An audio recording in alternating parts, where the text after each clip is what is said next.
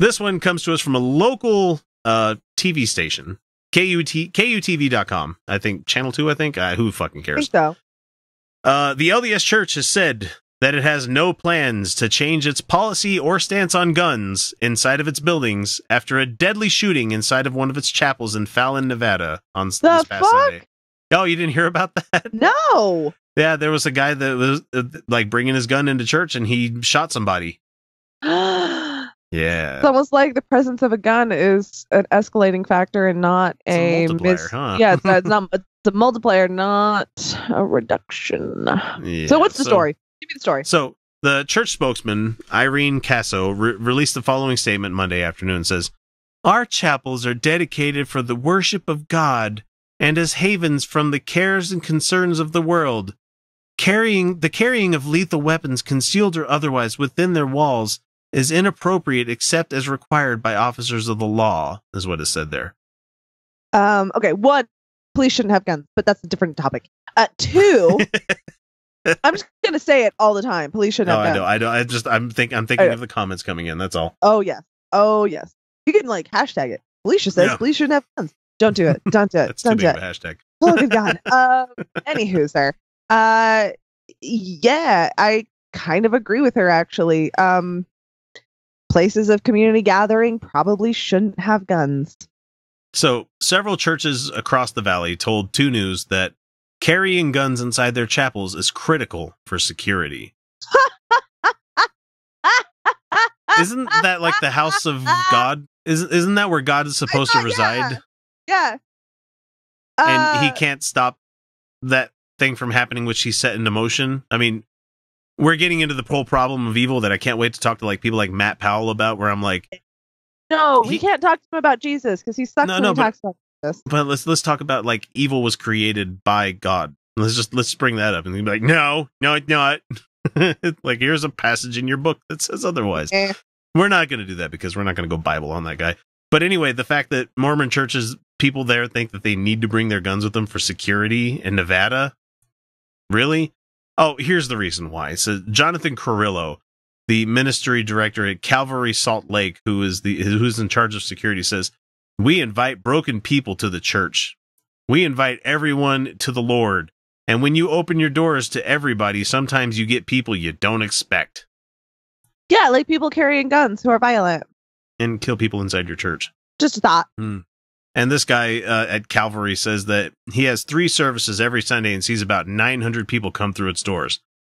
Man, that's a hell of a business. If you can make 10% on what they like, even like $10, that's like 9,000. You know, I do want to take a minute to say, for those people affected by this violence, I am truly sorry. It's horrifically traumatizing and tragic. As much as we can disagree about religion, I don't discount how horrifying this must have been for those people. Oh, and we don't wish death upon anybody. Absolutely not. Absolutely not. You did not deserve this. And I hope that you get the proper support. Please consider therapy. It really does help. Not in lieu of whatever spiritual journey you're on, but just as a path. So that being said, stop taking guns in the fucking church. What the fuck? It says here, the same guy Carrillo says that our goal is that no one even knows that we are here. And if we have done that, if someone walks in and walks out and says, that church has no security, we've done our job, says Carrillo's like, oh my God. There. It's like that stupid fucking gun Facebook fantasy meme. shit. Yeah, it's this good guy with a gun fantasy bullshit. Okay, so Nevada, pretty gun owning. So somebody brought a gun in, killed a bunch of people. Do we know what stopped him? You know, I don't have the original article up here. I just find it funny that these people are just like, you know what we need? It's this microcosm of America where you know, we had a problem with someone killing somebody in our church because they came in with a gun. You know what'll stop that problem? More guns. More guns. That's like the news item that I saw earlier this week about how nobody's standing in the way of 3D printed guns becoming a thing. Then there's people that are cheering it on. They're like, great. So people in countries that have gun rights laws, that have I have you can't carry any kind of gun with you. You can get a 3D printer and you can make your own gun for freedom. It sounds a lot like somebody stoking the fires of like an insurrection to me. But anyway, Charles Huyck is the guy's name, Huyck. A former special agent has been training pastors and church leaders about active shooters for about 10 years. He says we live in a day and age where churches have to be concerned about security. You know what works just fine for security? Watching people is when they come in. Watching folks when they come into a place. He says you can welcome people, but at the same time, you can keep a watch on them. He said, oh, wait, that's what we just said.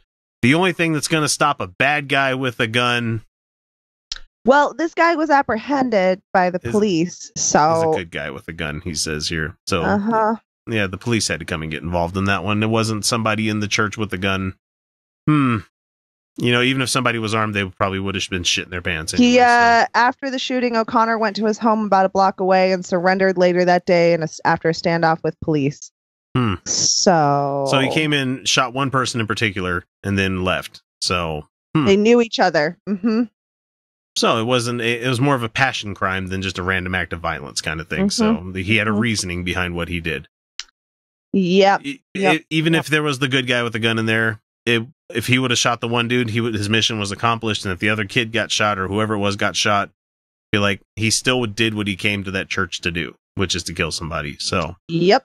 So no, there was no. I guarantee, like with the amount of guns there was somebody else with a gun. He came in, shot him left. What? There was no stopping him. Yeah. What would have helped though is this guy shouldn't have had access to a gun, and we should probably make guns a lot harder to get. Oh, but we can't talk about that. We can't ever talk about that, Felicia, because that's a no-no. We can't possibly talk about gun control in this country. I'm just saying if we reduce the amount of guns in the marketplace and make them much harder to obtain, he probably wouldn't have got a gun.